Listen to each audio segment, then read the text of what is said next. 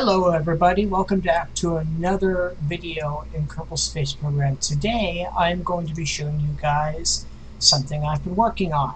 Pardon the long absence. I have been busy with college and then other way around. I moved to a new apartment and then I got busy with college and I just have not had the willpower, time, or energy to make videos in the time being. Anyway, let me try this. Anyway, this is my first time using OBS to record because I tried recording a video earlier using the janky method I did before with Xbox Game Bar to record the game and Audacity to record my voice, and then using Microsoft Clipchamp to try and eyeball lining the two up together. It didn't work. There was like a 2 or 3 second time delay between audio and video, and I could not get them to line up, and it just bugged the crap out of me. So I decided to try it all over again after getting OBS. Anyway, here we are, and this is what I have designed. If it will load. By the way, that thumbnail you saw right above, yeah, I tried designing a Minuteman 3 with a fully functioning silo using lots and lots and lots of structural plates. Gave it a full sliding lid and everything like the real thing. And the thing takes 5 minutes to load in the game. And I will also not be lying if I said that I may or may not have tried recording a video a couple of times, accidentally selected the entire silo with all multi-hundred pieces on 4x symmetry and completely bricked the game more than once. Yeah, that's when I finally decided, you know what, screw this. For recording videos, I'm just going to make a version with a dumb, simple silo because, hey, it's better than nothing, but at the same time, it won't repeatedly crash the game if I accidentally select it. Anyway, what's different about this design is that the last design I used was just stock parts for the most part, using heavy tweak scaling. Versus this design, I have got a mod called Blue Dog Design Bureau that adds some very, very, very cool looking parts. Like here we have a Apollo command module. Yeah, and if I place it, you'll see it's shiny. And also really realistic looking. You've got the full, yeah. Blue Dog doesn't mess around with their parts. Anyway, turns out Blue Dog has a Minuteman 3 replica part set, which is really awesome, except for one thing. They intentionally omitted any kind of re-entry vehicles. Now we have this, which I believe is for a Titan, and as you can see, it is absolutely enormous. Thankfully, we can scale it. However, that being said, it also has nothing in it. It's a probe core, it has some ablator, and that's it. You can add weight to it, but there's no explosives or anything fancy whatsoever. So, we have a slight problem, because the Minuteman 3 is this big. I'm not going to quite... Okay, fine. I'll show you the warheads I made. These are custom. I'll go into that later. Anyway, this is how big they are. And this is how big the nuclear warhead is for BD Armory, specifically the, I think it's North Carbon Dynamics mod that adds this. Yeah, first of all, it's way too big. Second of all, it doesn't even quite look like the MIRVs you'd see on a Minuteman 3. For one, I don't think they have the nuclear symbol on them. Second of all, usually there's these 4 little dots. I don't know what they are. Probably classified, probably something to do with guidance or something. 4 little dots around the base here. But also, again, this is absolutely enormous, way too big, and I cannot scale it, unfortunately. So, I'll show you what I did to solve the problem.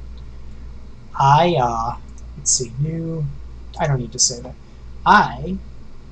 Here, because I saved this as a subassembly, I need to summon a structural piece temporarily to attach it to, because when you have things set as assembly, it doesn't give it its own attachment node. It assumes you have something to attach it to already.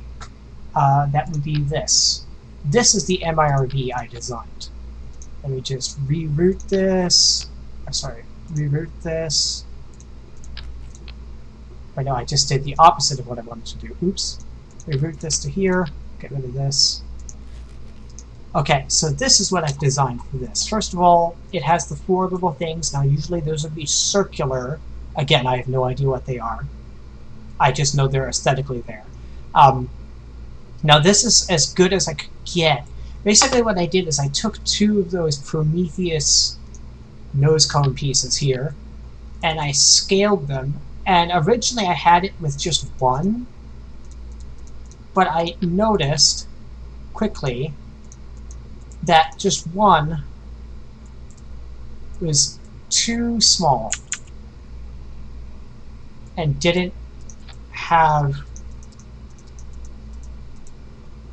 a pointy enough nose. So I spent weeks in real time just trying to play Kerbal Space Program and figure out different ideas. I tried aerodynamic nose cones. Those things, for some reason, produce a crap ton of lifting body lift, and every time I take the thicker atmosphere with them as a reentry vehicle, they just flop around like a wet noodle through the atmosphere because they're producing phantom lift. Again, I don't understand how a cone traveling at hypersonic velocities is going to be producing any lift. The thing is going to be a lawn dart.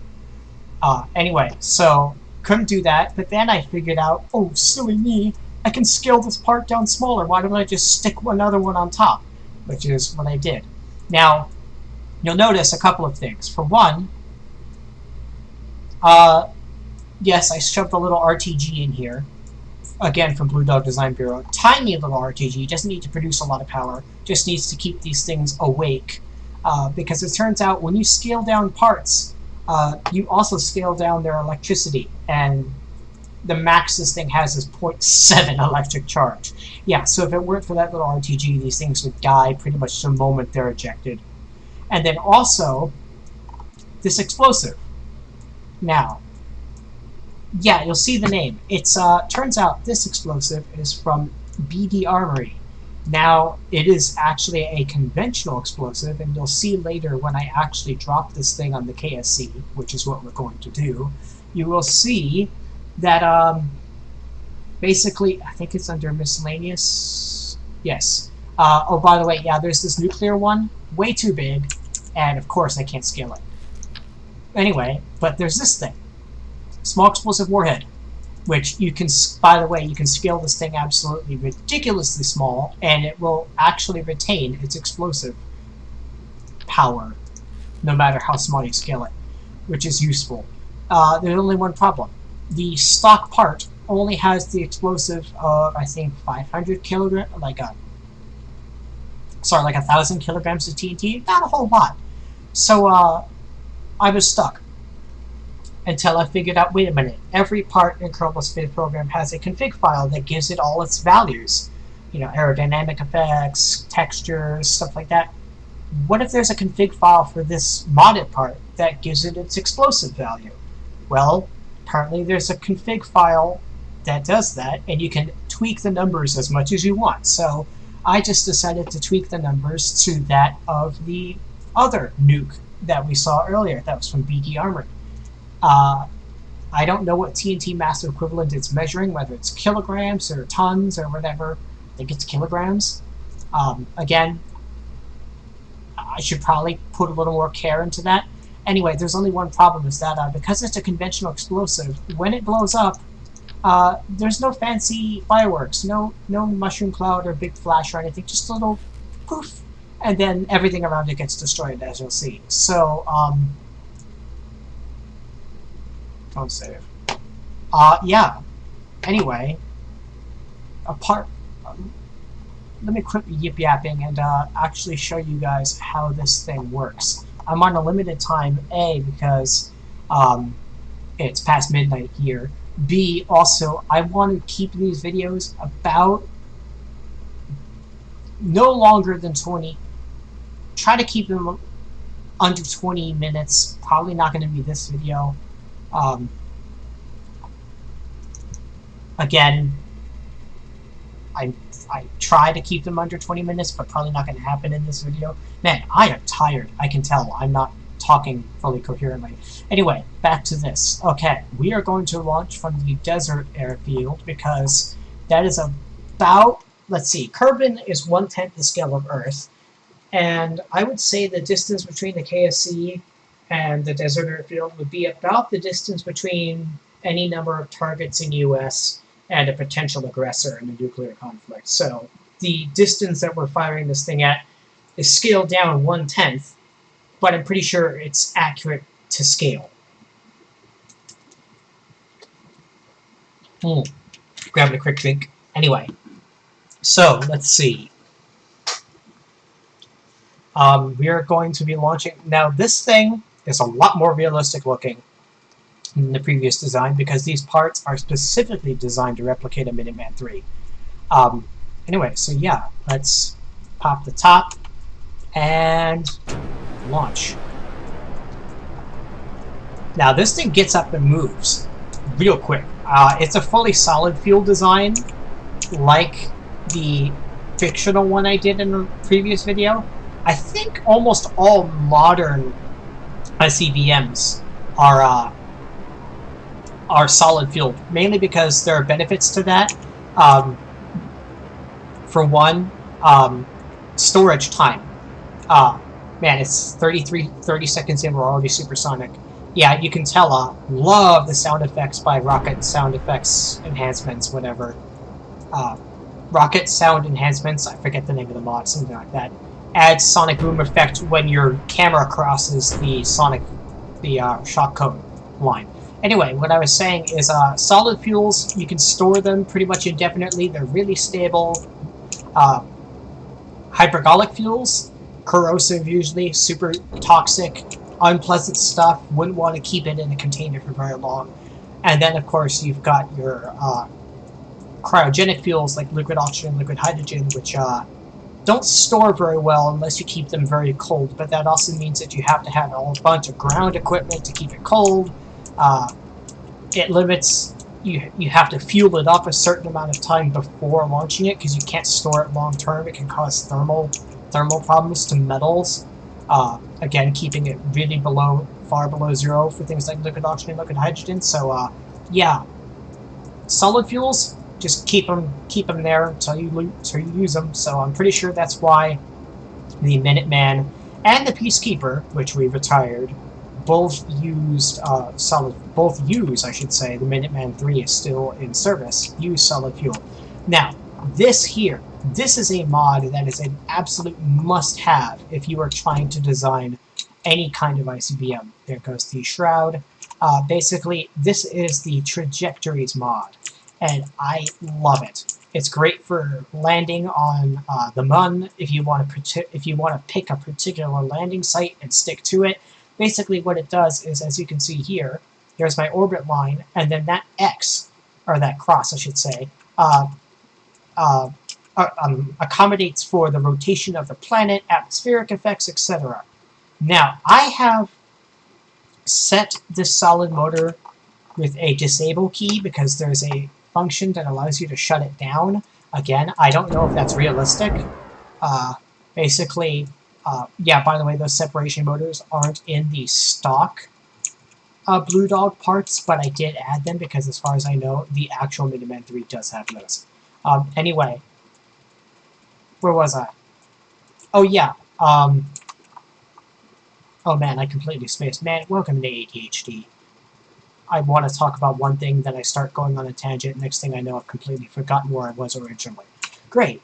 Anyway, let's post-boost flight, get this thing lined up. So we'll aim anti-normal. Now, I usually like to undershoot the KSC just a tad because I have noticed these things have a slight tendency to skip off the atmosphere just a little when they hit the thicker atmosphere. That being said, I also don't want to come in too steep because I have had a tendency for them to burn up if I go in too steep. So I do have to be careful about what angle I come in at. Okay, that should be good. Now I'll just aim prograde again, and we coast. Anyway, some fun facts about the Minuteman III. Now, these things are, as far as I know, completely declassified. My grandfather, paternal grandfather, worked on the Minuteman III project at Sandia Labs for many years. There's still plenty of stuff he cannot talk about, but here are some of the things I have learned from him. The Minuteman III can have up to 3 MIRVs. Now, as in this video, I'll be launching them kind of as a group, like you would a bunch of darts on a dartboard. Now, in reality, I'm pretty sure this is not what you would want to do. They're independent. They're multiple independent reentry vehicles for a reason. They're designed to have their own individual targets. Now, how exactly a single... This part is called the PSRE. I don't know what it stands for, but it's like the guidance module. These things are basically completely unguided. Once you launch them, they're kind of a lawn dart. Basically, a nuclear lawn dart. This thing basically puts them in position before you release them. Now, how one of these can independently target and reorient itself to target another 3 times, I don't know. Probably classified, as a lot of these things are, considering the Minuteman III is still in use. But yeah, so I guess we just time warp forward to reentry. Oh wow, we went a little higher than I hoped. Normally I try not to go that high. Oh man, we're going to be coming in real steep. I think I might have these things burn up. I think these things might burn up. Man, I want to keep this video under 20 minutes though. Oh, please don't burn up on reentry. It's going to look real bad for the viewers. Alright, so I usually try to jettison about now. There's 1. There's 2. There's 3. Now, in reality, this thing would burn up on reentry. However, I have tweaked the reentry settings to be a little, I know I cheated a little, set them to be a little less aggressive, a little less realistic, but that's because there was absolutely zero way I could get these things to re-enter the atmosphere without burning up. The problem is apparently, when you tweak scale an item smaller than its normal size, you also reduce its heat tolerance. And when you tweak scale them really far down like these, they really lose that heat tolerance. Anyway, yeah. Oh wow, yeah, sonic booms. Yeah, we're coming in pretty steep. These things are probably going to burn up. We're on target though. Yep, they're burned up. Will they... Oh, they're still somewhat here. And that's what I meant by like the little poof. And then, yep, the whole KSC goes up. Yeah, so no big mushroom cloud, no big flash, just a little poof, and then the whole thing goes. Again, because it's technically just a really, really, really overscaled conventional bomb. Anyway, yeah, this thing should have burned up in reentry. It didn't. I'm not going to continue the flight and just revert the flight because I don't feel like rebuilding the KSC piece by piece. Yes, I'm in creative mode. It doesn't cost me anything. It still costs me time. And I'm on a time crunch because as far as what I've heard from other YouTubers, the YouTube algorithm doesn't like videos over 20 minutes long. So I'm trying to keep this under 20 minutes. Anyway, again, guys, feel free to let me know if you want more. If you want more rocket stuff, if you want more ICBM stuff, please feel free to let me know. However, as much as I'm into rockets, I am actually far more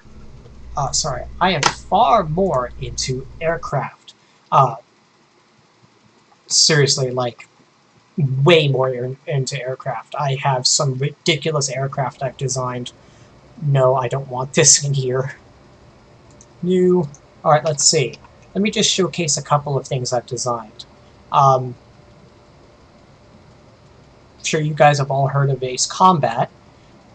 This is my little ADFX-01 Morgan replica, because the ADFX-01 Morgan is by far one of the coolest aircraft to have ever come out of an Ace Combat game. Seriously, this thing's friggin' awesome. Now, I did my best to limit the part count. I have designed other versions of this that are a bit more accurate looking, but they use ridiculous numbers of parts and have a ton of drag, because getting fuselage shapes with wings tends to produce a lot of drag. So I did this, and this one is by far the most realistic and simple I've designed. Yes, I know, it's gorgeous, eye candy. But this is not by far this is not my biggest labor of love. That would have to go to this design that I've been building, that I finished building recently. Now, as I mentioned in the previous video, the Nimbus Aircraft Corporation is a fictional aerospace company I have created. And they're basically ubiquitous. They've been around since World War II in this alternate timeline. They're like Boeing. They produce practically everything, along with Airbus. But anyway, and Lockheed Martin, you know what I mean. Big name aerospace company. Anyway, this is the Nimbus F-37 Longsword, specifically the air-to-air weapons loadout. I've designed 3 weapons loadouts for this aircraft because it's a multi-role. A multi-role loadout with air-to-ground and air-to-air weapons, a pure air-to-air loadout like this, and a pure air-to-ground loadout. Now, this thing by far has been my biggest labor of love recently. Now, I'm not going to do a full video on this right now. I am actually hoping to hear from you guys. What do you want to see more of? Rockets or planes or equal of both? Let me know. Either way, I will probably be showcasing this aircraft off in the next video. But again, feel free to let me know what you guys want to see. Sorry for the long delay again. But don't mind the ridiculous amount of Z clipping. I may or may not have had to generously clip parts to get this wing shape. Yeah, there's a generous amount of part clipping going on. But they're wings, and they don't carry fuel, so I feel like this would all just be one piece of wing anyway, so I don't think it really matters. But yeah, this is the F-37 Longsword, specifically the air-to-air loadout. Now, the whole concept behind this thing, man, I'm really running on a tangent, I'm running out of time. Basically, the whole concept of this thing is, what if I shove the back end of a Su-27 or Su-30, whatever, onto the front end of an F-18 Hornet, and you get this thing. I mean, I don't know about you, but it looks really freaking cool, and it flies amazing. I even made a little arrestor hook here. Anyway, yeah, I'm gonna head off because this video has gotten really long, and well, long for my standards, and I want to make sure the YouTube algorithm doesn't yeet this video into the void. Anyway, so look forward to you guys hearing back from you, and let me know, guys, in the comments. What do you want to see more? Aircraft? Rockets? Both? Do let me know. Do you want me to do a reflight of the Minuteman 3 where I don't burn up the re-entry vehicles and actually do it properly and not go too high with my apogee? Do you guys want the next video to be showcasing this thing or any number of my other aircraft? Do let me know in the comments. And please, I love comments. Feel free to leave them. Just try to keep it positive. Try to keep it, you know, not political. That's all I care about. Anyway, thanks, guys. Talk to you later. Look forward to showing you guys more stuff. Look forward to hearing from you guys. Anyway, so long, very well. Bye-bye.